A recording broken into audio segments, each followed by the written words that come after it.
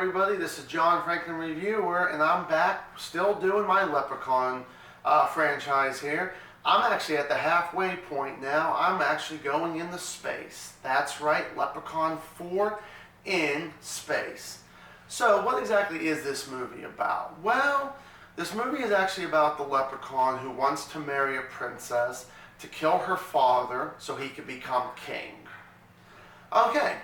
So, what is it that I liked about Leprechaun in space?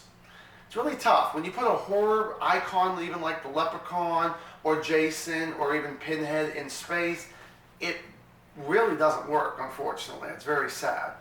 So, but I did have a few things I did actually like about him.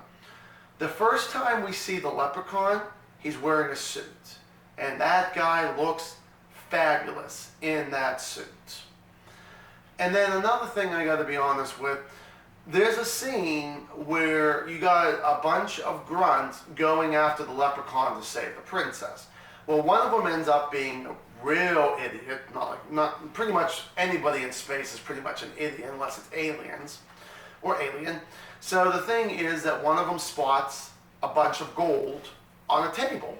So he goes over and he's like trying to put some stuff in his helmet and his pockets and all that there. And the leprechaun comes out of nowhere. It's like he's holding a cane.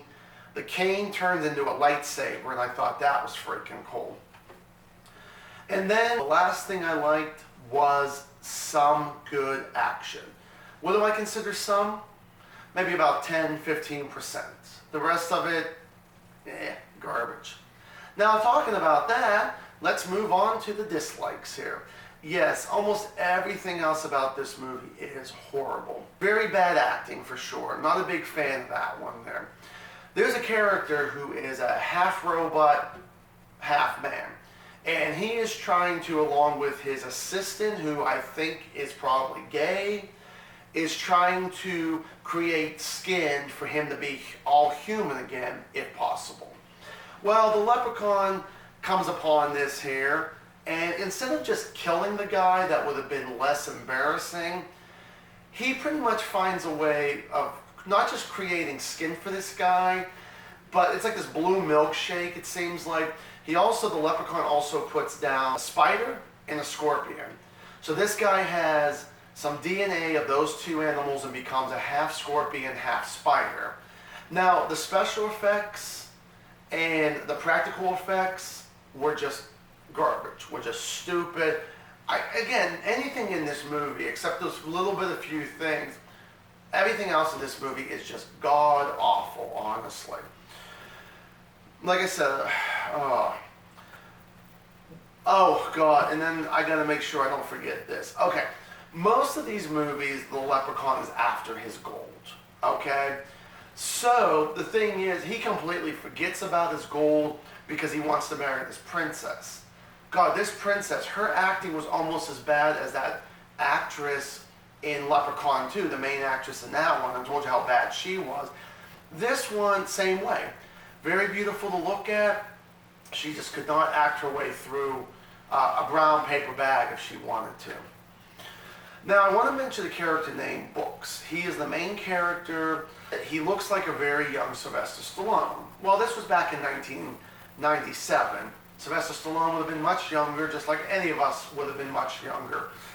And maybe some of us wasn't even born yet.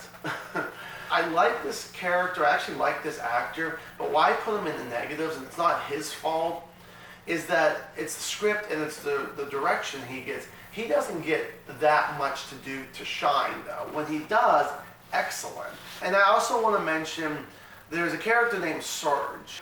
It's just, the makeup effects on him, where some of his head is gone, so it's like a metal plate and all that, but horrible with the makeup on that too. And there's a bunch of other stupid stuff that this guy goes through that I think is just god awful. Don't even care.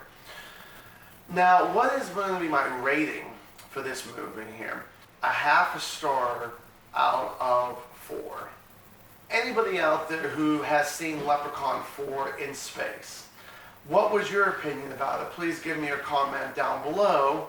Thank you guys so much for watching another movie review here. As always, stay awesome.